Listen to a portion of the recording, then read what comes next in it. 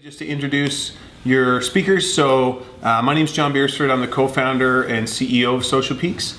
And then Natalie, would love for you to introduce yourself. Yeah, so I'm the campaign marketing manager at Socialpeeks, and so I work closely with clients and with the influencers to execute a very seamless influencer marketing campaign. And so that's kind of a little bit of a background of what I do. Awesome. Yeah, I mean, at the crux of it, we won't get into it today, but at the crux of it, Socialpeeks is a tool that allows brands from all over the world to find the perfect influencers to work with their campaign. And so as such, we're not a database of influencers. We're helping you use live data. You can analyze the followers of your competition. You can analyze the followers of market influencers. But what that means is that campaigns with us are use real people that you need to build a relationship with. So a lot of times what we're going to talk about today is how do you reach out to someone who you think is really interesting on social? How do you bring them into your campaign, and how do you manage that, as opposed to some solutions where it's all done for you. So a couple of the takeaways we're going to go through here is how you organize your campaigns, how you discover the right influencers for your campaigns, how do you craft the perfect outreach, because once again we're dealing with fans or people who are in some cases strangers to the brand. They're awesome, they should be working with you. How do we help that? How do you help that connect those dots? And then how do we execute it all, which is the big part. And finally, for those of you in marketing, how do you track your success, right? And that's critical for anyone in marketing. Let's jump into it. Well-oiled machine. Okay, so the number one thing, and some of these are quite obvious, but it's really important when you're doing an influencer marketing campaign to make sure you have your goals. And I think most of us would say that goes without saying, but you'd be surprised how many times our clients say, well, we just want to find a bunch of people to talk about our product and we don't really care about the details. This oftentimes comes from management. They don't understand the work that goes into actually planning this out from a marketing standpoint. So it's really important to have figured out what are the goals of this project. Is it just to increase our social presence, or is it to try and actually sell something? The example we'll keep referencing is for a campaign Natalie just finished, where we worked with a music festival to help them use influencers and fans of the main acts to sell the festival and promote it. And then the other piece that goes without saying is to know your target audience. Not just knowing who they are, but how do they interact online? Who are the type of people that are following these potential influencers? And that sort of goes without saying as well, but you'd be surprised how many times that's overlooked. So you need to have a good skeleton of what you want your campaign to be. And then the other piece that we talk all of our clients through, and we work with agencies to help them work with their clients or brands directly, is what are you willing to give and what do you expect to receive?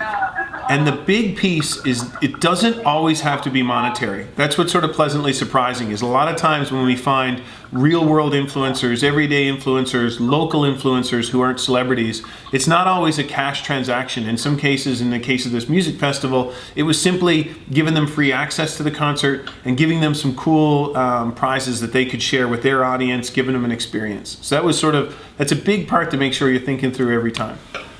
So the influencer discovery piece. So Natalie, this is something that was sort of where you started the campaign with the festival. Did you want to talk a little bit about how you guys worked it through personas and influencers? How did you discover the influencers for the campaign? Yeah, so I guess the first step is really just working with the client to figure out exactly who they want to reach. So what types of people are attending these festivals? What kind of conversations are they talking about online? What are their interests? So really just narrowing it down to maybe, I would say about 1 to 3 influencer personas that we're trying to reach. So then we really know how to hone in the influencer campaign to reach the appropriate followers who might be interested in purchasing, in this case, a ticket to the festival or a product or service that we're selling through influencer marketing. And then another key component to influencer discovery is finding out where their location is. So, we don't want to be using influencers from, Ottawa or Sudbury. We want influencers that are within this particular area that we're focusing on. So really just using a radius or a geotag so that we know exactly these influencers are in the location that we're targeting for potential followers to purchase. And then, so what kind of conversations are being talked about online? What hashtags are they commonly using? So this takes a little bit of discovery through our platform to be able to find out, what hashtags are they using within their particular community that we might not know right off the bat. So it takes a little bit of research to find out what those conversations are, so that you can really know how to hone in on that campaign.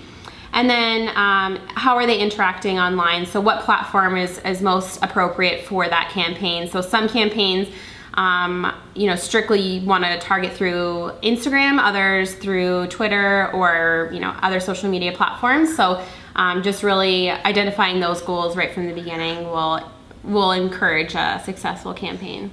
Yeah, I mean, there's two interesting criteria that oftentimes we sort of coach people around. Is one of the best ways to find out if someone's on brand or on market or really someone you want to work with is who are they following? If you're following certain accounts on social media, that's an indication of interest. Whether it's mountain biking or men's fashion versus women's fashion, or even hyper specific. In this case here, there was a music festival where, an enormous amount of money had been paid for headliners.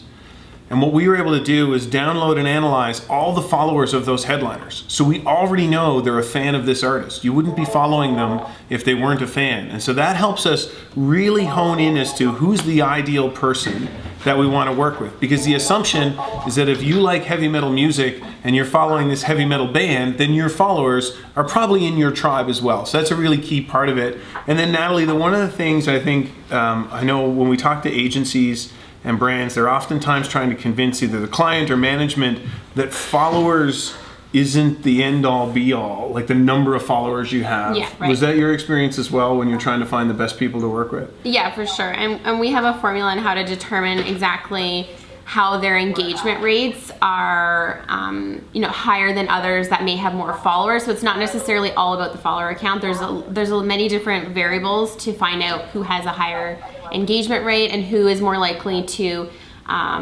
interact with their follower count. Right. It doesn't necessarily mean that their engagement is going to be lower because they have a lower follower count. Right. And the other piece, just as a piece of advice, you also want to check the engagement rate on their posts. So one of the things we do is we pull out their top 10 most popular posts of the last 500.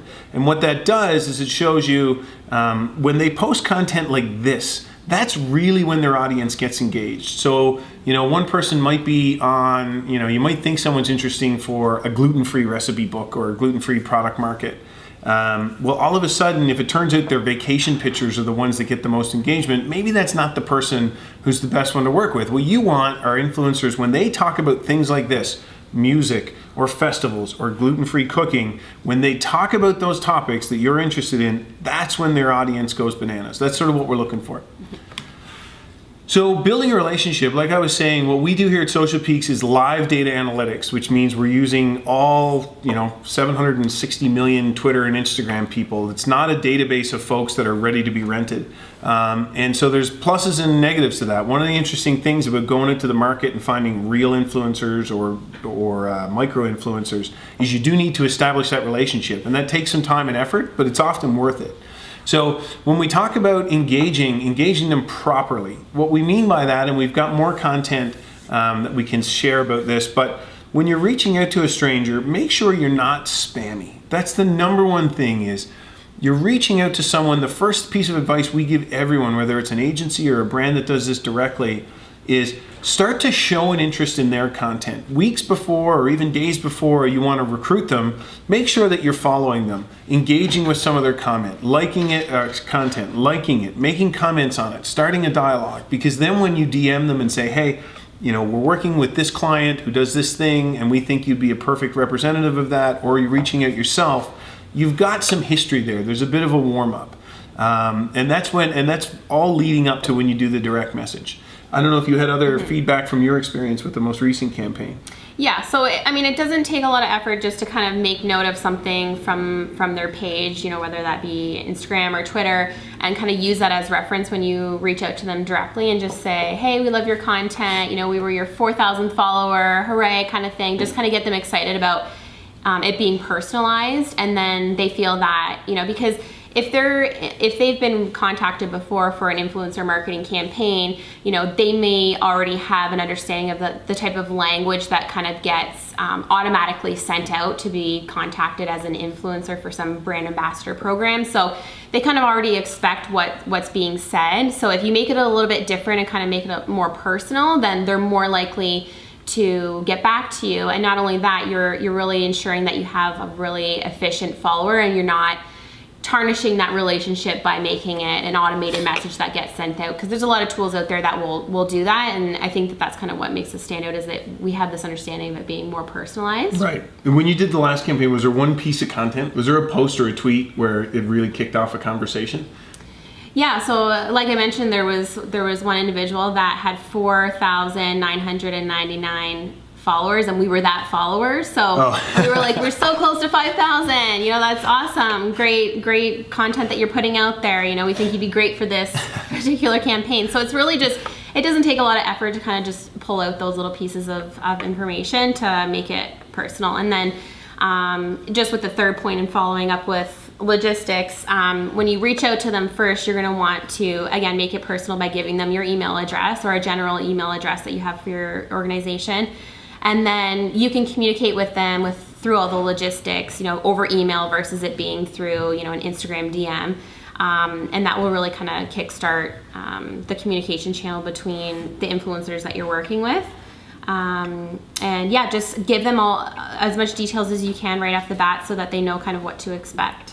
Yeah, I mean, one of the themes we're going to touch on, not just in this webinar, but all of them, is we're just begging people, and I think most of the folks on this line will be, but you'd be surprised how often with management teams inside of brands and clients, just take it very seriously. Like, use a platform. You don't have to use us, but use a platform to track your campaign. Have a strategy when reaching out. You're going to see that as a theme, is we want people to take influencer marketing campaigns very seriously, put the discipline in, and that's when they work best.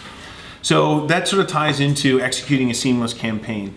One of the things we often advise our clients is we help them build a registration page. And that's important for a number of reasons, because this is an interesting relationship between you as a brand or the client and an influencer. There's a contract that goes on between you that, hey, we're going to give you this, tickets for yourself, swag and tickets for you to give away to your followers. But we expect you to do this, which could be XYZ, create a YouTube video, do 5 different Instagram posts, create content for us leading up to it, do a tweet chat to your fans before the concert starts. Whatever it is it's going to be, you're going to want to document those things. And influencers appreciate that. People appreciate you having all your ducks in a row. So we often encourage people to create a registration page where it's clearly laid out. This is what we're willing to offer you. This is what we're about. This is the brand message we want you to be part of. Here's what we're going to give you, and here's our expectations of you. And that's a really helpful way to kick things off. Also, having the influencers lined up to post on specific dates. I'll be shocked if some of you on the line who have done influencer marketing campaigns in the past don't have some story of this great influencer who just hasn't seemed to have gotten around to creating the content yet. And it happens, so you need to stay on them, reminders to yourself. Did you guys use examples for the festival? Yeah, so we've perfected some general guidelines for the influencers that we work for on behalf of clients. So just providing them with some example posts, tailored to that particular campaign. So going back to the festival that we worked with, trying to sell tickets for the music festival, we crafted some example posts that they can use on their Instagram page. The pictures were completely up to them, so they could take a picture holding the tickets that we sent out to them as their freebie to hand out to their followers. And just giving them a little bit of guidelines of what to expect in that description post helps along the process. So not only is it more time efficient, because then you're able to get those posts out on your desired date that you want them to be posted, it also provides them with a little bit of expectation, and it's not just leaving it completely up to them, which is, some of them did change the wording around, and we kind of just left it as here's the guts, like here's what we think would be a great example of a post. Feel free to change it to tailor your brand as an individual with your followers. And then just sending out reminders. So, the day before you want a post to get sent out, just sending them an email reminder saying, just a reminder to post out on tomorrow. It's 2 weeks until the festival. It's a great time to get your followers engaged in purchasing their tickets before they sell out, those types of things. So we've kind of perfected that process to make it very easy but also hands-on for our clients. But that was another piece too, is once you find the influencers and they create this content, you were saying that what was really helpful was staying on top of it. So when they post, we flag it so that we notify you when people are posting, but it was important to stay on top of the content. Mm-hmm. So that would be like the brand reposted and commented on it, right? Yeah, exactly. So several of our clients have given us access to their handles over social media. So I found it really impactful to have engagement from that profile on all of our 10 influencers that we used for this campaign. So as soon as they posted that, that giveaway that they were doing for the post, I would like that right away, engage with their followers who were commenting, saying they were interested, just making sure that I liked and commented on those pictures and then following those followers. So it was a tiered process of just making sure that, the influencers were also feeling like the target handle was being engaged. Yeah, it's awesome. I mean, it goes back to that theme of, once again, you get these influencers to create content, they go do their thing. Don't just let that happen, right? Get involved, get in, engage with that. So that's something we think is really helpful, especially for those of you who work in an agency and you're also managing the client's social media properties. There's an easy way to do it. So I guess we've talked a bit candidly about it. One of the things we wanted to include here in this webinar, one of the things we want to include going forward, is just the candid truth about how these things really shake out. Right? Nothing ever works as easily or as well as it does in a client pitch or in a marketing plan. So what were some of your sort of candid truths about how you actually execute a campaign like this with influencers?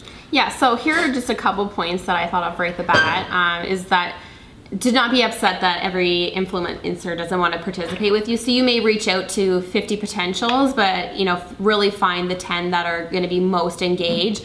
And they usually respond fairly quickly, so you'll know within a couple days what influencers are going to be the best fit. And then just some influencers might not follow through on that. They may sign off on your registration form and then you might not hear from them again. So it's really just having that contingency plan and just really planning ahead within this influencer campaign that what dates you have to have each thing accomplished by. And then there's a certain balance between influencers who are totally keen on getting those free giveaways, their VIP passes, free products to try from your brand. And then there's usually this fine line between influencers who are interested in that and would rather get paid for it. And I mean, through micro-influencers, we find that there's a really valuable piece in giving free product and services to the influencers. And exposure, right? You're giving, like, for sure, because it's not only about ticket sales or selling the product. It's also about reaching this really high engagement rate through your platforms through these other influencers. And then the last piece is just have a frequently asked question document to send them right off the bat too, because you'd be surprised how many questions the influencers will have, and maybe you wouldn't have thought of those questions before you started the campaign. So we've kind of worked through and developed this PDF to send out to them so that they can have those questions answered, and it saves you a little bit of time in all of those follow-up emails. That's awesome. And what we'll do is we'll end pretty quick so we can open it up to questions for those of you that might have questions about running a campaign or Natalie's experience. But just really quickly, this is an important one, right? We've got to be able to track everything. And one of the interesting things in social media marketing or influencer marketing is that you do have access to a lot of data. So you can start to track when posts go live and map that against website traffic. You can map it against ticket sales. You can map it against store traffic. There's a lot of things we can do if we properly set up an influencer marketing campaign at the front end. One of the most obvious ones is obviously the social media metrics, but those are important. They're not always related to the direct results. And so what we try and work with agencies and even clients directly is to really help them create a way to track the true results of a campaign as much as you can. And anyone in marketing knows that's really tough and it's hard to do. But when we've got influencer data like this, there's ways to do it. So that's something we encourage everyone to do. And you need to make those decisions early. You need to set things up so that you can track them at the front end, not just run the campaign and then go, oh gosh, I really wish we had done X, Y, and Z, because now we'd be able to see if it really had an impact. And as an example of that, one of the things I would like to show you is just some highlights from what we were talking about. So this is a campaign we finished up with an amazing festival up here in Canada. And this is sort of some of the examples where this is 5 of sort of the 10. There was 10 influencers that were part of this campaign.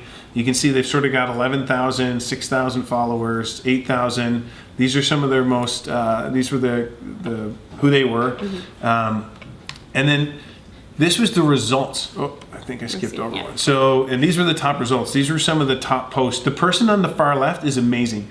So this gentleman, he did an a cappella cover of a bunch of the artists that were going to be at the festival. So he would cover a couple of their songs, do an a cappella version, post the video to Instagram. He branded the videos with the festival itself. And at one point when you looked at his Instagram page, it was 9 different tiles of him singing songs of the artist, all branded with the festival page. So it couldn't have been better. Other people were doing a really good job of showing tickets and swag, really enticing their audience to participate and win and follow. So there's a lot of really cool content these folks can develop. And I think it's important too just to see the balance of the different influencers that we collected for this particular campaign. So just trying to find different personas of different followers that we would reach, you know, touching on different groups of people that would likely attend the festival. So I think that was a really good piece that we accomplished through that campaign. Yeah, absolutely. And then, you know, this is the kind of summary results that you're going to want to track and be able to put up at the end of it. But, you know, 10 influencers, they collectively did 48 posts. That worked out to almost 50,000 impressions, 6,600 likes, 313 comments. And this was a really short campaign. It was over 30 days. But what's interesting is the outcome of this. So it's fine to go and recruit influencers and have them create content, but you know everyone's going to ask what were the results of it. We've got deeper metrics where we actually track ticket sales, but for the purpose of this webinar, just some of the high-level social metrics was that in the 30 days we ran this campaign, we increased the festival following on Instagram by 40%. And they've been running that Instagram handle for 2 years now. And we increased their followers by 40%. So they had 2,000. There was another 900. Yeah, we increased almost 1,000 followers from their around 1,600 they had to begin with. Right. So 1,000 followers just from this one activity alone, right, in 30 days. So it was awesome. And then what was interesting is that in those 30 days, we did significantly more, the influencer content did significantly more, got significantly more likes and comments than the original brand handle did for the entire year. So for instance, on the comment section, we got 4 times more comments in 1 month than the handle, than the brand had received in an entire year before.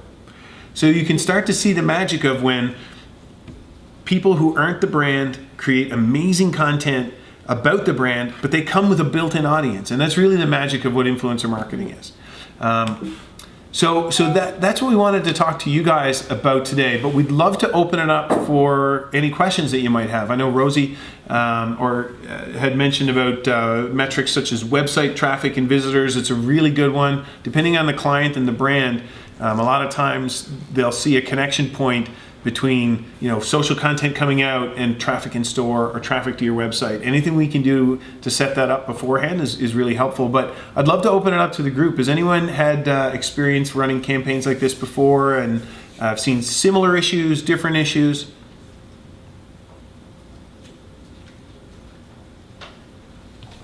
Well, just out of curiosity, how many, has anyone on the line actually run their own social influencer campaign already? There should be a chat option at the top of your screen. If you can't find it, it's a little bubble. So my name's Matt. I work for a brewery, and actually it's interesting you guys use the Sound of Music Festival because that was we're located in Burlington. Oh, great! And, awesome.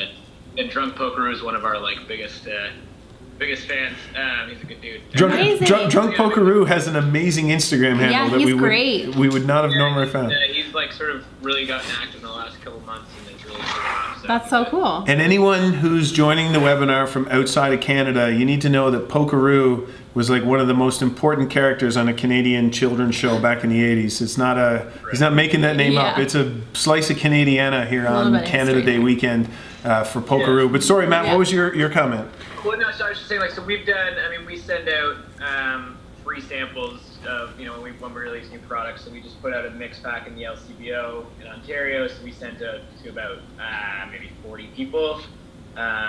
mostly Instagram-based influencers, Right. like actual, traditional media writers. But I guess the question I had is, it's pretty easy for us to figure out who our, your tweeters and your Instagrammers are, but it's we're sort of preaching to the choir at that point. So it's, how do you go about finding, figuring out people that maybe there's some crossover between their interests and ours. So whether they're, maybe they're foodies or maybe they're really into fashion, but they also post about beer. It's, how do you get to that next level of finding those social media influencers who are going to be reaching people that wouldn't necessarily normally be following you, but might have that crossover interest? Right. It's a great question, and certainly we'd love to answer it, because the whole point of Socialpeeks was to answer that question for brands and agencies.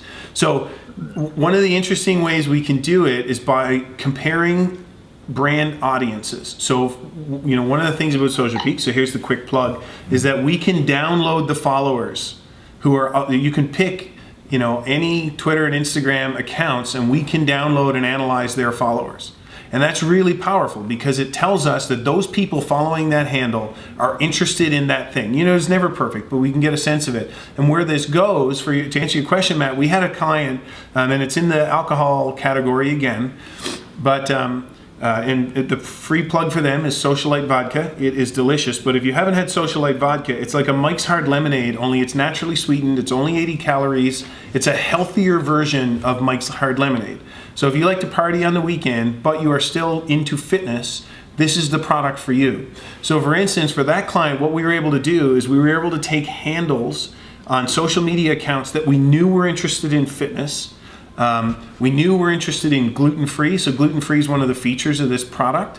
And then we were able to map it against counts that were like really social, so parties and concerts and things that were going. And it was that intersection between those two accounts. If we download all their followers and we look across the accounts, it's the connection point between, hang on a second, you're following all these nutritional people and you're following all these party brands or alcohol brands. You are someone who is into fitness and likes to have a drink. You're the kind of people we're looking for, and that's how Socialpeeks helps you filter. So that's one of the best ways to find that connection point, because you're right. You could follow, the main craft beer accounts, or you could follow other craft beer accounts, but you're just going to find all those people that like craft beer. Instead, if there's some geographical interest, let's say you start selling in a different city, finding accounts that are related to the city and craft beer, all of a sudden there's these intersection points in people's interests. And that's really where we get the best results for our clients. Awesome. Well, for those of you in Canada, have a wonderful Canada Day weekend. And for those of you calling from the U.S., have a wonderful 4th of July next week. We will be following up with some information about the topics we've covered here. We're going to continue to do webinars where we talk about the real world of executing influencer marketing campaigns. And we'll also follow up with some offers where we can get you to try and experience some of the Socialpeeks abilities and try it out for yourself or your clients. So look forward to hearing from you guys again. Take care. Thanks a million.